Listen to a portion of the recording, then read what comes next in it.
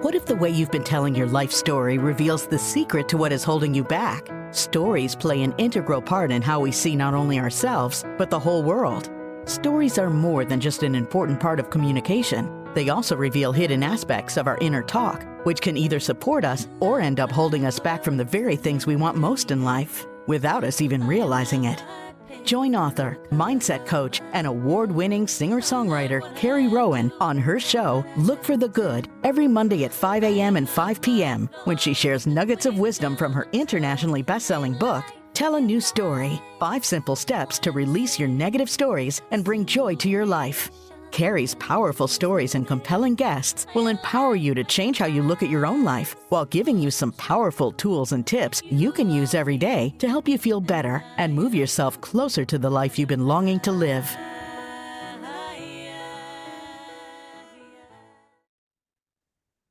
Hello, everybody, and welcome to Look for the Good. I'm your host, Carrie Rowan, mindset strategist and coach, and I love sharing nuggets of wisdom about the stories that we tell each other, but more importantly, the stories we tell ourselves.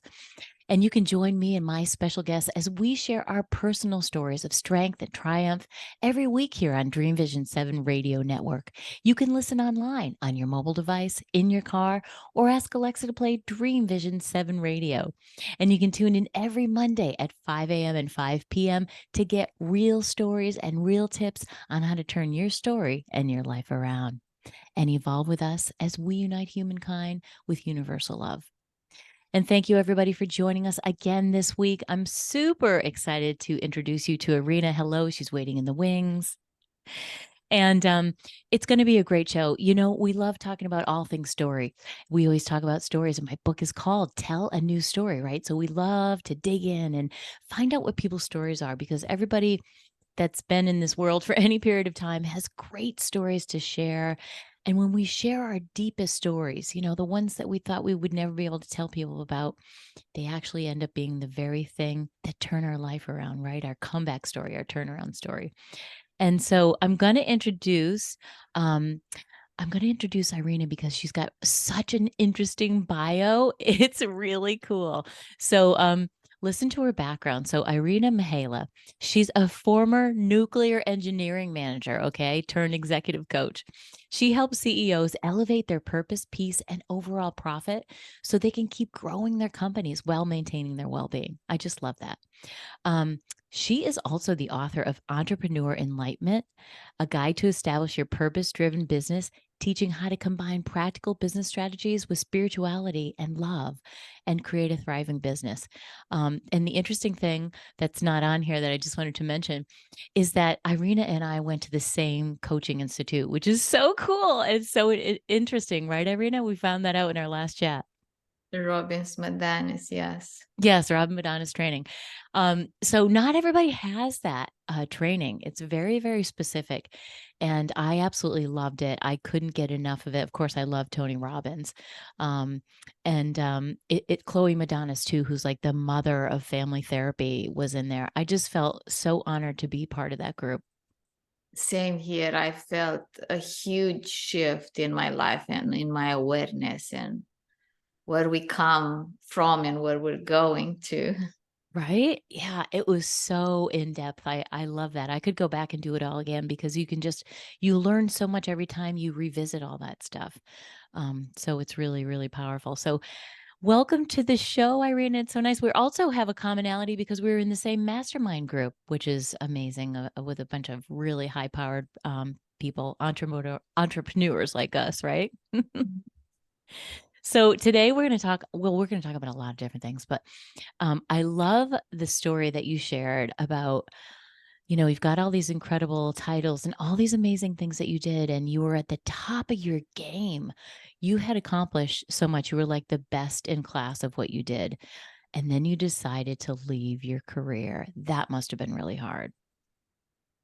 Yes, that's quite a story because indeed I started as a junior engineering, nuclear engineering, and that was helpful because I started from the ground up. So it helped my career. So then almost every 2 years I had a promotion. So I went up the ranks and I managed big projects and like nuclear reactors being put in online. And it was a very fulfilling career for me, until the point where I discovered that I shouldn't have been an engineer, because I love people, not drawings and numbers. So I went into the leadership.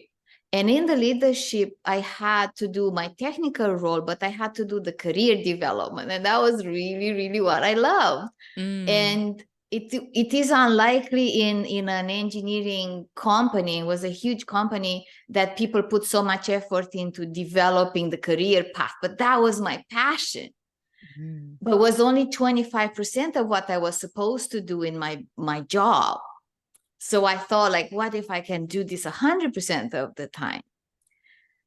But it was not my mental self that made that shift. I happened to be at I Can Do It conference with Louise Hay, if you know the group, and I was a volunteer, and they assigned me to a room to one of the speakers. And I didn't know the speaker. She was doing past life regressions. I've never heard of past life regression at that time. This was 2010. And I didn't even want to be there because I loved another author. So I kind of wished I was with this author that I loved. But, I had to be there, and I didn't want to participate, but her voice drew me in.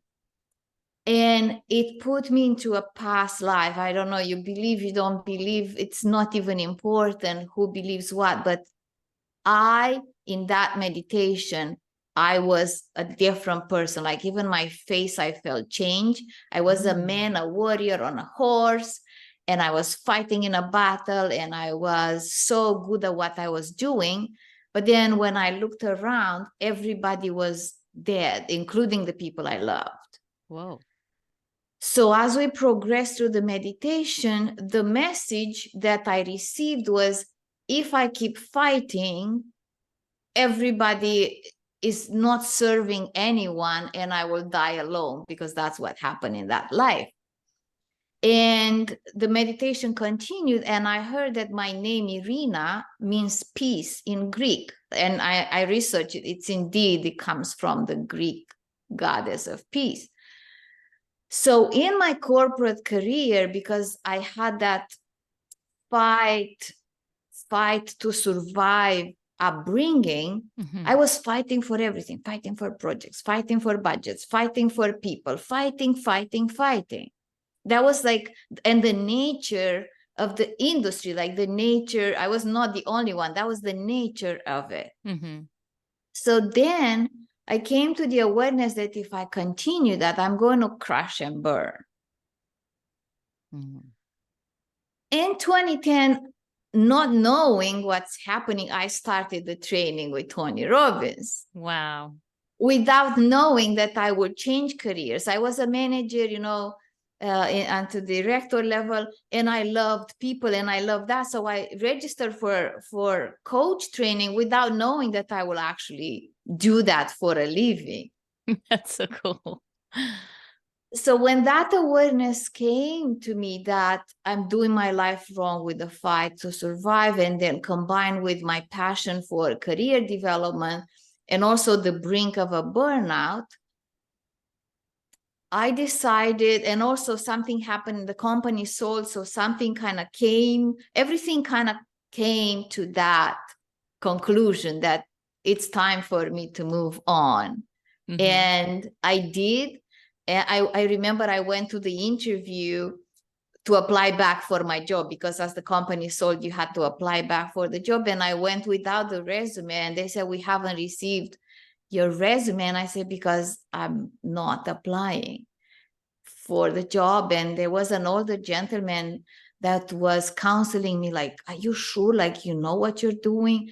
And I said, yes. Although I was trembling at the door, I didn't really know what I was doing. Of course. It takes that kind of courage, right? To step out and do that.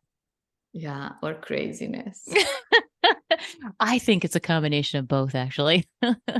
And belief, right? You had to believe deep down in your core, right? And it seems like you felt like the universe was talking to you, because a lot of times it will talk to us symbolically, like it did to you. showing you the warrior and all that, right? So symbolic of where your life was leading. And then you find out your name means peace, like, but yet you're fighting. That is, you gave me chills when you said that. That's Yeah. really powerful. Yes, because the idea with I always believed in purpose. Like even before, like nowadays there is a lot of spirituality around and people talk about purpose, but I believed in destiny. Maybe I didn't call it purpose, even from my teenage years. That's why I came to Canada, because I emigrated to Canada in my late 20s by myself with $2,000 in my pocket and no friends or family here. So Wow. this has been my life pattern where I believe in the calling and it pulls me. And sometimes even when I'm into it or after I jump, I go, oh my God, what did I do? What did I do? And then I have to breathe through it and believe that it is my destiny and everything is going to work out. And so far, so good. Everything worked out. I love that. You do. You have deep courage. Just from what you just told me, you have a lot of courage in there. And that's what it takes, right? To do that leap. But I feel like a lot of times, that saying you're stronger than you think you are is so true, because we don't realize we've got that. And sometimes we do just leap, because if we overthink stuff, we don't do it. And I did the same thing when I left my corporate job. I literally leapt off the ladder. And I wrote a whole little story about it. And I say that I landed softly on my piano bench, because I wanted to go back to what I did as a kid, which was to do music. And I went from corporate America too. And people thought I was crazy. What? Why Carrie's leaving her corporate job? Why is she doing that? But, I used to get up and wear a suit every day in the office and, got all the way to the top and looked around and I was like, oh, this isn't really what I thought it was. Right? Like you have that longing inside you, like you did, for something more. You knew that there was something more, that your life, you were destined to be. And I loved my corporate job, and I've learned a lot of what I actually now help clients with. So I feel that it was meant to be part of my journey, because it was also the career that allowed me to emigrate, because it was Yes. like an important career and there was a demand here. So I had like a job very soon after I came, and there are a lot of people who come and they have to go to washing dishes, but I didn't, because I had a specialty that was so in demand. So I feel like my corporate career and that path was part of my life to launch me into where I was supposed to be. Like I really believe I'm supposed to be. I'm in Canada. I really believe I'm supposed to be here, and wouldn't be supposed to be back in Europe. And because of what's coming into my life, like what I'm still to do, because I still feel like I'm just scratched the surface. Yeah, I know what you mean. And it's like each step along the way, I feel the same way. Like I needed all that time. I needed to get right out of college and go there. I didn't know what I was going to do. And so, I got really good at something, right? And we learned about business. There's so many subtle things that you learn in that corporate environment. Like there's nothing else. I had some of the top of the line sales training and marketing, and I just could go talk to anybody and any level in the company, the janitor to the CEO, and talk to him about my product, because I really did love the product that I sold. And I think that's really important, that you can learn how to love, or and you can learn how to sell what it is that you love. It's not even really, I use the word sell because that, and people have, it has a negative connotation, but it really just means getting excited, because I really did. I knew that I could help companies. And I think you take that same methodology, and now as an entrepreneur, we've just changed products. We're still really kind of doing a lot of the same things. We've just changed what we're promoting, and that's ourselves. And, it's easy to get excited about what we do on a global level, because we know that we're servicing people, we're helping people. And that's why you do it, right? Yeah. I love that. I think that's such a beautiful story. I love that. You've got to write a short story about that, because it really is powerful, especially about your whole, meditation and the dream and the vision that came to you. I think that would be a great short story. Yeah, I think I wrote something. It's on a website, and also I wrote a little bit in my first book, but not like a memoir. I wrote a memoir about my childhood. It's not published, but I keep it and I share it with my clients, with my private clients. But that story is indeed, because a lot of people say like, you're a business consultant and a healer, and it's hard to explain how you go from being an engineer mind to believe in past life, for example, from this story. But I didn't believe until I experienced. So then you experience, and then it becomes part of who you are. And that's part of who I am. I follow signs, I follow guidance, I go with the intuition, I make decisions based on both logic and intuition. And I really believe this is like the next frontier of, you have IQ, EQ, emotional intelligence, and I feel spiritual intelligence is where we're going. Yeah, I agree with that.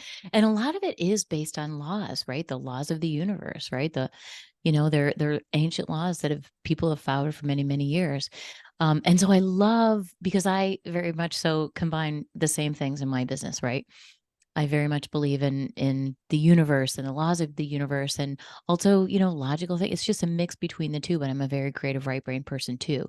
And I think it's like you're saying, it's like the next level of intelligence, right? It's like being able to combine both sides of our brains and understand that creativity is part of intelligence. There's a lot of different pieces to it, and also spirituality. And I love that.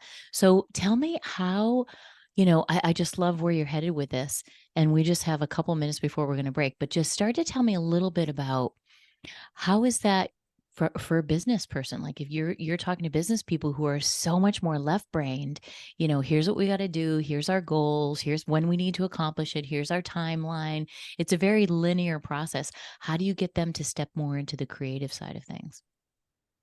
Well, it's like, so sometimes, you said you were in sales. So like I enters through the business door. So we need to make the business profitable, or we need I work with the owners, so sometimes they are burned out because they hire people. So that's where my corporate career comes very in hand, because all of that, how to structure your team according to your personality. So I usually enter with that, but I work with people who are open-minded, because I always display, I don't have in my background here, but I always display angels. So I'm very upfront about what I believe.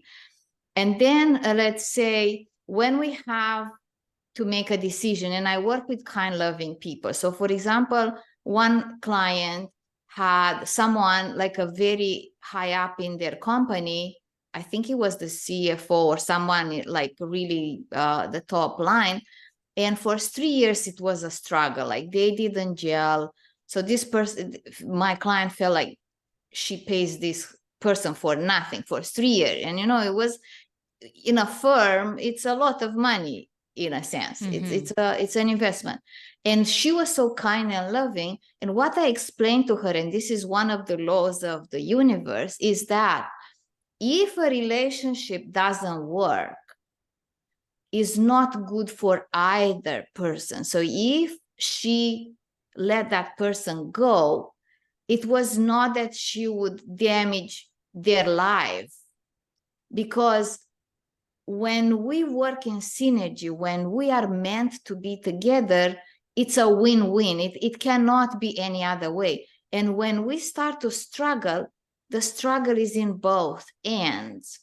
And when she says she's so kind and loving and doesn't want, I don't know, maybe they have children, or how people are thinking about that. It's because I said, you don't know his destiny. Maybe he will be way better off in his next career.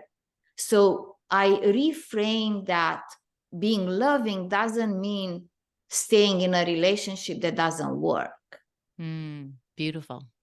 Yeah, I love that. The reframe, the coach's which is favorite. Universal. Like when we understand energy, and I'm, engineer physics, right? When we understand that in a relationship, there is a balance of energy, right? So if I have energy towards someone, even if I smile nicely, that energy is felt.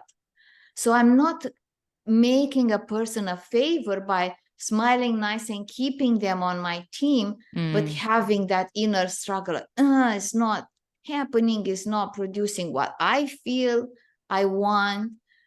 So that's a very good law of the universe to be aware of. I try to never be resentful, to like, if something gets me, then I have to resolve it, because I don't want to put negative energy towards the other person, because we each do the best we can. I love that. That's really powerful. And we're going to break real quick for a second, everybody. So don't go anywhere. I know you're hanging on Irina's every word. Hold tight. Hello, everybody. Welcome back to Look for the Good. I'm here with Irina. This is such a great conversation. And she was just explaining, how do you kind of bring someone into a little bit of enlightenment in a corporate environment? And I love that you were talking about the energy between two people. And, sometimes it's better, like you were saying, to let them go and let them find whatever their destiny is. And then somebody new can come in that there's a better synergy with. And I love that it just makes me think about alignment, right? Like if somebody's not in alignment with maybe the company values or the CEO's values, then it's not ever going to jive, because you're either in alignment or you're not, right? Let's talk a little bit about that. Yes, I want to say something, because when they join forces, generally they are in alignment. But let's say the CEO, like the person I usually work with, the CEO, the business owner, they invest in themselves, like they go to those masterminds that we go, or they invest in when they work with me, and they elevate their level of consciousness, and they align their business with maybe new values or refined values. So then when we grow and we shift our energy, it is normal that there are certain people in our environment that if they didn't grow with us, or if their values or their life path is different, it is meant to be a dissonance. And then we have to recognize that dissonance early on and part way in happy terms. It's like we can look at each other and say, this doesn't work, right? And you say, yeah, kind of doesn't. Okay, let's find another way. So this is the world I want us to go towards, where we can be honest with each other instead of holding resentments inside. We kind of can look at and say, like, it's nobody's fault. This doesn't kind of work. And we both agree. And then we say, okay, let's find a solution. I love that. Wouldn't the world be a better place with that, especially what's going on right now in the world, right? Yeah. I love that. And it's in the holding the emotions in, right? It's in the harboring of the emotions, the holding. That stuff stays in our cellular tissue if we don't have a way to get it out. And I mean, I'm a big believer in meditation. I have 5 meditations in my book for each one of my steps, and I know you do too. And so it's really important to be in alignment with yourself, because when you're in alignment with yourself in the universe, right, and you're just letting that, it makes me think about creativity as an artist, right? If I'm writing a song, I can't be any more aligned. I have just like this beam of light. If you were to have one of those photon cameras on me coming through the top of my head, I am so aligned with the universe. I am just receiving. And I find it interesting, because I'm not sure everybody actually does that deliberately, right? It's deliberately, intentionally aligning with the universe, or whatever you believe yourself, if you want to talk more about that, and doing that deliberately through meditation or mindfulness or whatever it does it for you. Sometimes people, it's exercise. Give us some of your thoughts on that. So I want to say this. Most time we're not honest with ourselves, or like I say, we, unless you do the work. But one of the paths to enlightenment is to be honest with yourself. So there is no such a thing as negative emotions. So I get angry, but how long I stay angry, that's the key. I get angry, so I have to say to myself, oh, I'm angry or pissed or frustrated or whatever the emotion is. But we, like, let's say me in the past, or people don't like to admit those, so you don't tell the truth to yourself. Like, you don't even tell the truth that I don't like what this person is doing. You're just kind of put it down. It's not such a big deal, and you go through life and you go through your day. So the first thing is to be true to ourselves and to say, I am sad, I am angry, I am whatever whatever the emotion is. I journal a lot. I don't know if I recommend to everyone to journal. So I journal and I say like, today, like I was angry, and then I go like, what triggered me? What happened? And then you work with it, and that's how you elevate. That's how you progress.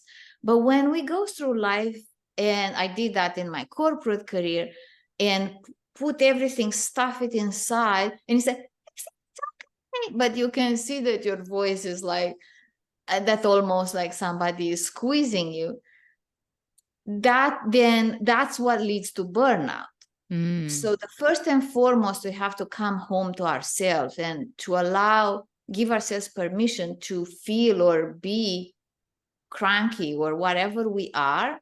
And then from that space to inquire, like, what is it that it upset me? What can I do? What happened? How can I solve the problem? And this is another place where people block, because they think they can't solve the problem. Oh, it's just my mom, or it's just like my boss, or it's just the politics or the economy. And people think that they are powerless. But I feel that in our little world, like in our space, in our energy field, we are powerful.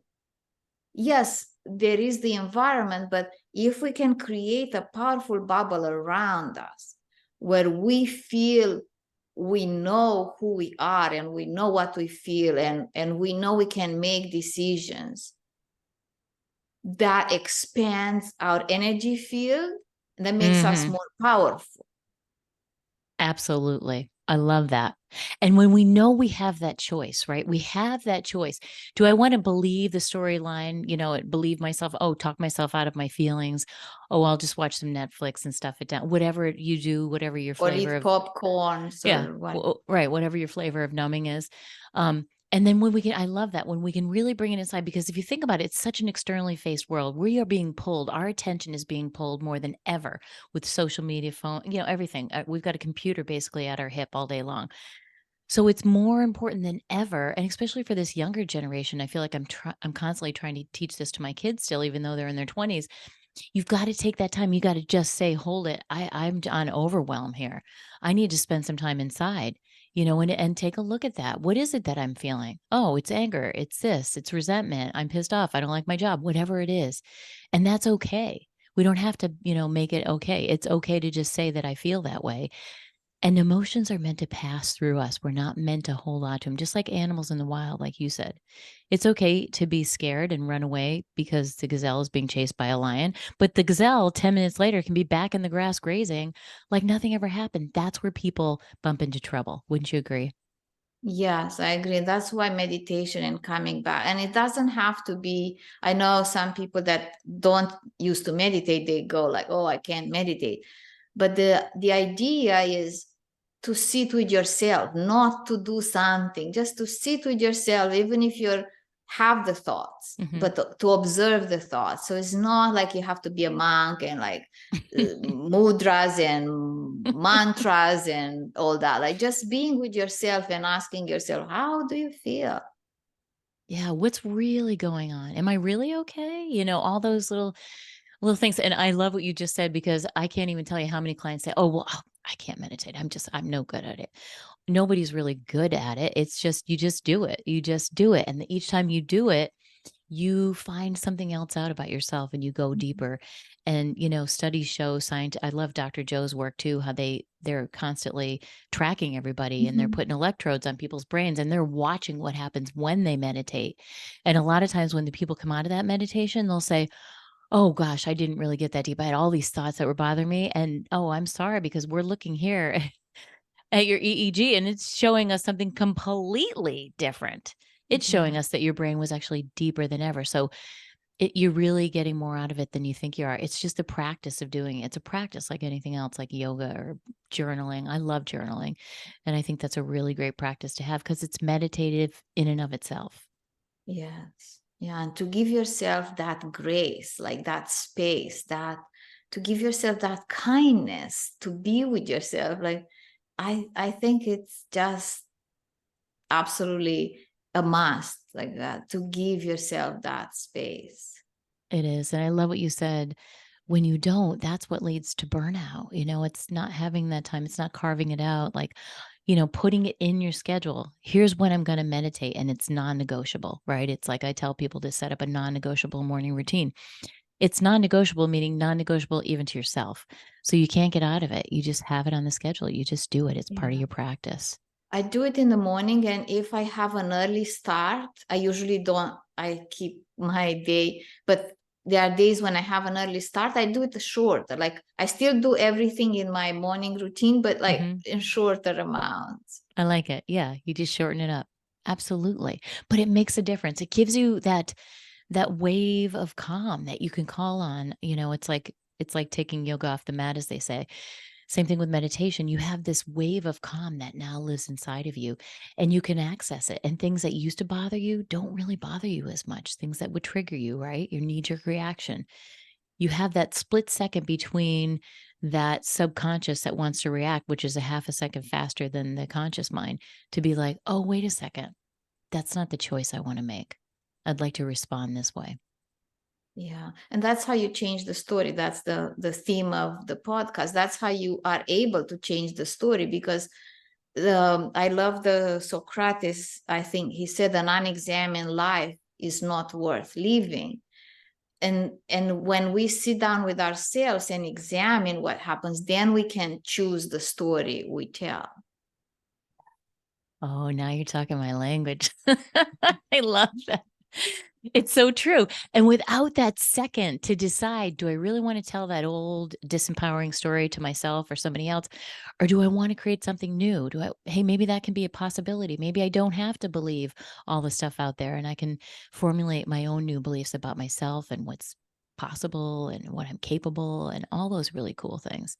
It's in that split moment, in that split second. I totally agree. This has been amazing. So tell us, so you love meditation. Is there any particular kind of meditation? It sounds like you're just sort of sitting down with yourself, or maybe your writing is your meditation. Is there something you could recommend to the listeners? So everybody's different. I meditate by tuning into myself, and I actually taught this in a workshop or something I've done recently. Is like mindfulness is a form of meditation. Like I'm talking, you have listeners, probably they are at a different level of being ready to meditate. But when you think about mindfulness, like if you take a moment right now to listen to the sounds in your room,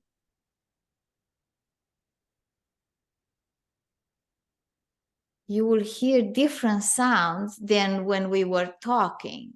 You will hear maybe the computer buzzing a bit, the air conditioner, something like that. The same is with meditation. The moment you quiet with the intention to listen, then you will start to hear. Maybe you will feel a muscle is tense. Maybe you will feel like a thought that is prominent, that a person comes to mind. So because I'm very practical coming from engineering, I say like I don't have like fast, I don't go 3 times around the table or anything like that. I just sit with myself. So I even tell people when they have busy lives, go to washroom and just like put your hands on your heart and do that. I love that. 2 minutes. 2 minutes is even 20 seconds, just a breath and that's also a form of meditation, like listening inside, seeing that maybe the shoe is too tight, like anything that you can observe that is a discomfort to you.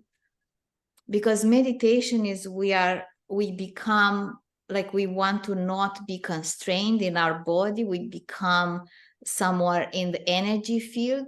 So before we can be with all that is with the field of consciousness, if our body is tight or something is bothering us, we won't be able to ascend, if you may, or to tune in to the higher frequency. So we first tune into our body and say, is there any, like, scan the body, is it anything that's bothering me? And then if you sense it, ask it, what do you want to tell me? Mm. And then whatever, some people hear, some people see, some people sense, some people think. Whatever comes to you, there's nothing right or wrong. Like people freeze sometimes when I ask, what do you feel like? They freeze because they think there is a test, like there is Yes. somebody knows the right answer. But in meditation, nobody knows the right answer. When it's you with you, it's just you with you. There is no teacher to tell you got answer wrong. There is Yes. nobody that is more expert in the meditation than another, even Deepak Chopra or the monks. They just do it, and they do it repeatedly until it becomes something very easy to them. But they started without knowing how to meditate. Absolutely. And I love what you just said. I always say that to people. Oh, I can't do it right. Well, there is no right or wrong. So, hey, you can't get it wrong. You just got to do it. You just try it. I love that. And you said you recorded meditation. Sometimes also for beginners, it's good to listen to a guided meditation to a voice that soothes them. And I saw your voice is so soothing to someone that they feel the voice is soothing, and they put them into a meditative state. Exactly. I love that. Don't go anywhere, everybody. We're going to be right back in a couple minutes with Irina. Hello, everybody, and welcome back to Look for the Good. I'm here with Irina, and she is going to share this really cool story. I mean, we're having such a great conversation. I know you guys are getting a lot out of this. Tell us the story about when you wrote your first book. I always love the stories behind the book. So tell us what happened when you were writing that book. How'd you decide to write it? How did it come about? Yeah, so I didn't decide to write it. The angels made me write it. So Ooh. I wrote my memoir, but that's a book I'm not publishing yet because I'm not ready. But I kept, like, I teach entrepreneurial enlightenment, and I kept teaching about purpose driven. And something dramatic happened in our personal life that I won't go into that story, but quite dramatic. And I was quite shaken. And I had a session with my intuitive healer, and he said, go deeper into spirituality. And I said, like, I meditate, I journal, I do my healing.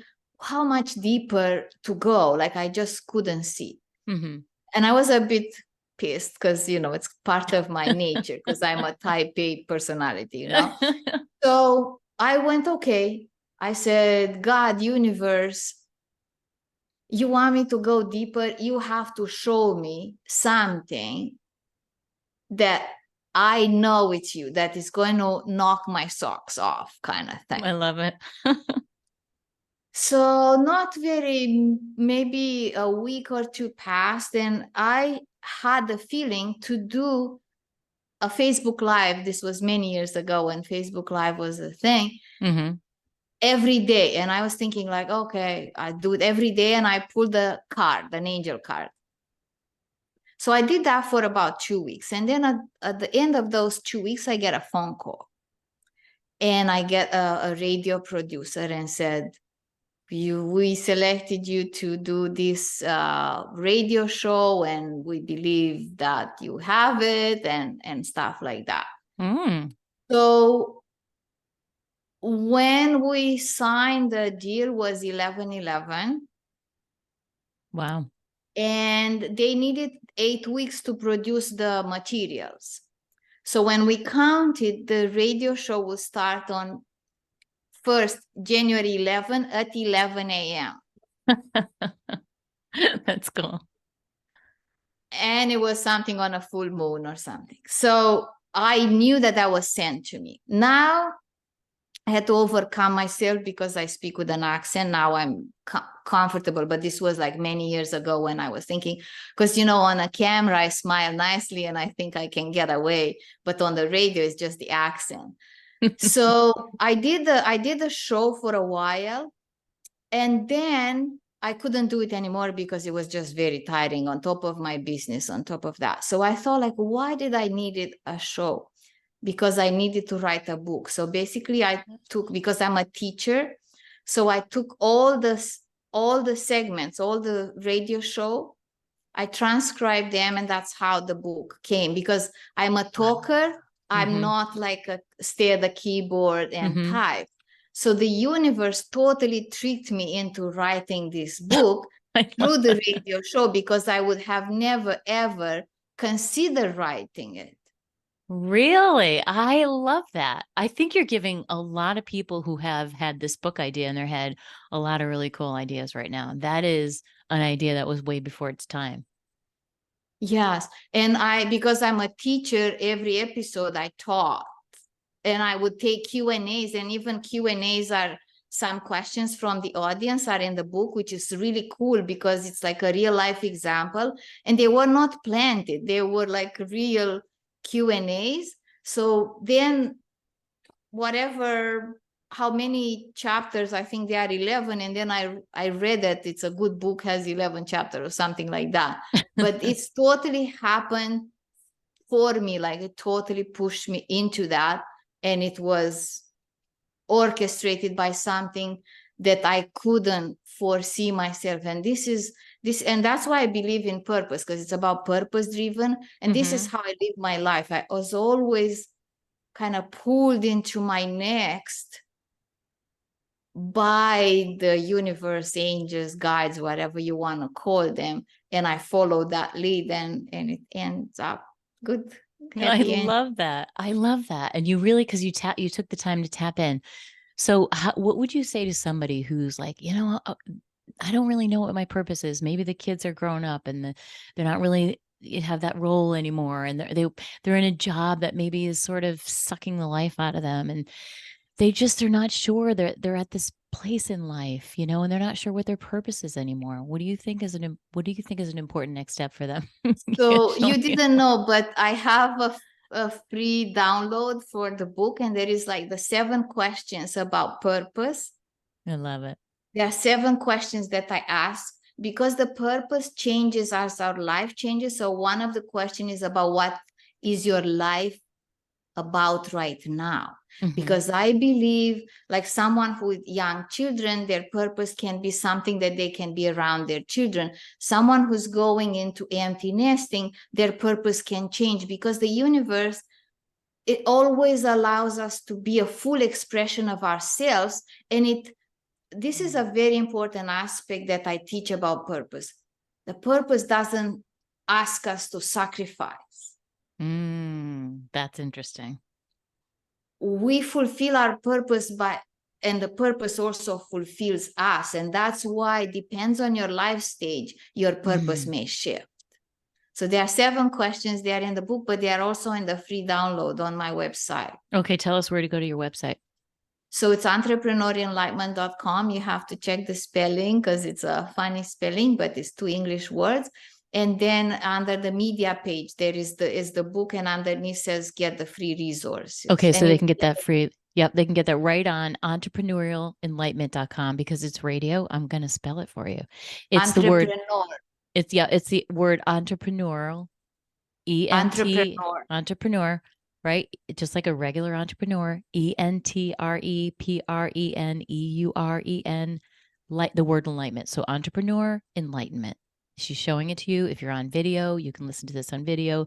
And for my radio listeners, I just spell it, the word entrepreneur and enlightenment.com. Get that list. If you are one of those people that I described, which is a lot of women that I know, get that list and find out what are those 8 questions that Irina's going to help you with. And the thing I love that you just said that really struck me, that I've never really heard said quite like that, was that your purpose does not ask you to sacrifice, and you're not just looking to fulfill your purpose fulfills you. Oh, that was the biggest gem for me right there. I got a shiver when you said that, because that is so true and so powerful.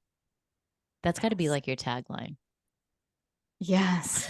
That's really good, because it fulfills you. And that's how I feel about this podcast, right? Like it's something that I do. It's a piece of my business, but it's so fulfilling to me because I'm sharing and I'm being of service, and I get to meet the most incredible women like you who come on the show and share these stories, because we can all learn from each other's stories, right? And everybody's story is just a reflection of our own stories and what's going on in our own lives.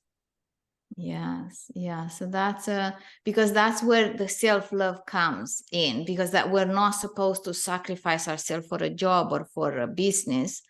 we're supposed to be fulfilled. So whenever you feel burned out, sacrifice, then you tune into yourself. Now to kind of come back to what we talked before, tune into yourself, see what you feel, and ask yourself, how can I feel better? How can I feel happy?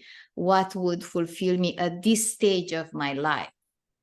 Yeah, because it changes, right? As each change, like you said, as each stage in our life. And that's why, I remember back to our coach training, they talked a lot about the stages that couples and people are in and how they change over time. And we do. It's a totally different place even than it was in my life 5 years ago. So it's staying in tune with yourself enough. And that's why when you back up and just put it in your schedule to give yourself that time, you can be more aware of what's happening with yourself as you go through it. And as your needs change, you can start to fulfill those needs with other things. Exactly. Yeah. Yes. Yeah. Yeah. I love that. That is so powerful.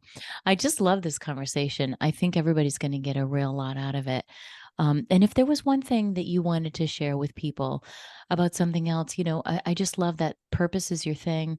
You gave us some incredible gems, and you're going to ask for what the audience needs to hear now.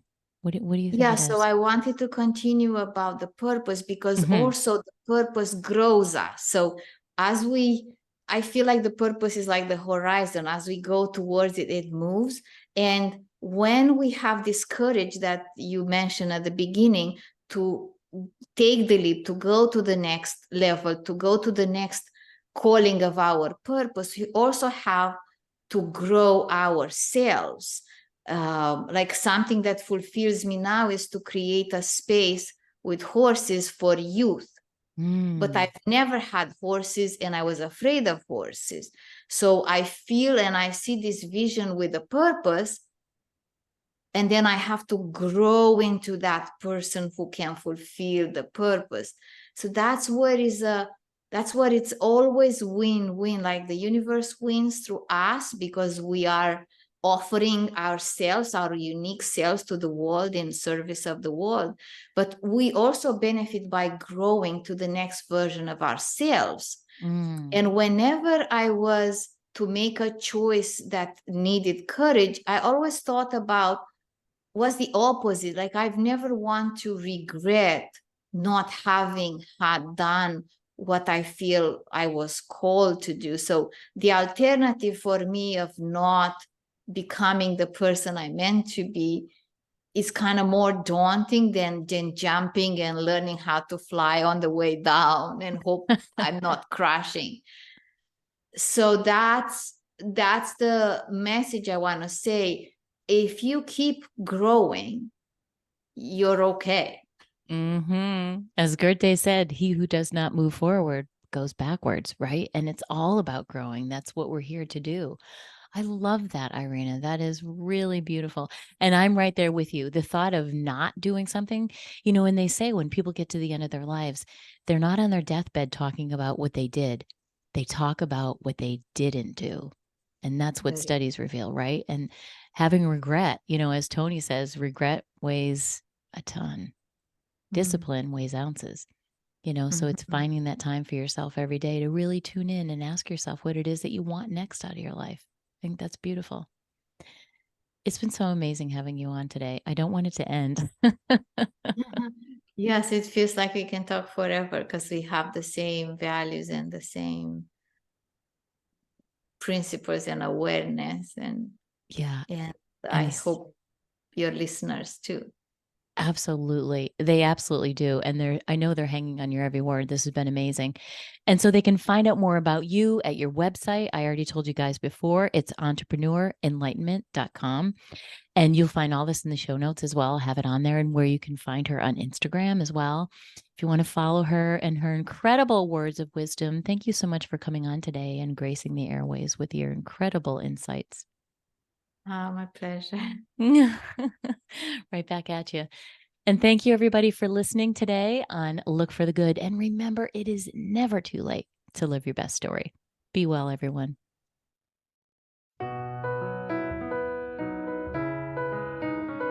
Thanks for tuning in to Look for the Good with your host, Carrie Rowan, best-selling author and mindset coach. Join us every Monday at 5 a.m. and 5 p.m. right here at Dreamvisions7Radio Network. If you weren't able to catch an episode, no worries. Just visit our website to find all the archived episodes of Look for the Good on demand, so you don't miss a thing. And remember, it's never too late to live your best story. For additional resources or to find out about how you can work with Carrie directly, visit carrierowan.com for more details.